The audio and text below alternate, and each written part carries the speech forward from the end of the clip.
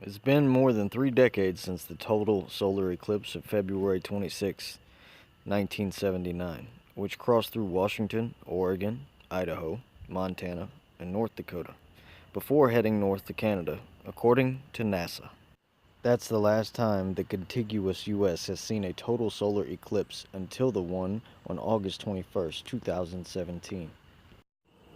I'm going to run a whole bunch of information by you that's going to seem meaningless at first, but I need it to prove my point.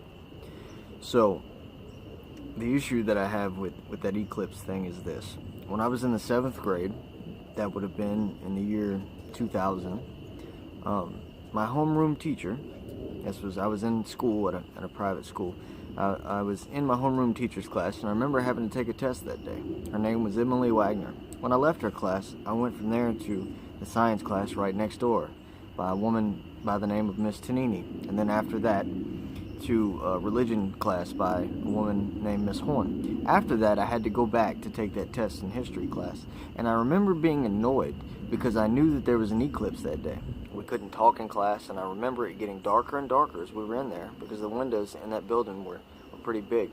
And I even remember Miss Wagner walking over to the window and looking at, I don't know if she could see the eclipse itself depending on the way the building was facing, but I remember looking out at, just seeing how dark it got. Now, I wasn't making spiritual videos yet whenever this recent eclipse happened, but I knew that when someone told me that we hadn't seen one since 1979, it didn't sound right to me. I had that memory, and I've thought of this before to make the video, but I figured, well, it doesn't make much sense, who's gonna believe me, right? And I didn't say anything about it. So I was just watching more stuff on different things that are happening, in the world, the way the weather is going haywire. Mike from Point Preparedness did one on all the trees in 1 square mile completely just falling and just all falling down at the same time. It snowed in Saudi Arabia this year. That means it snowed in the Sahara Desert.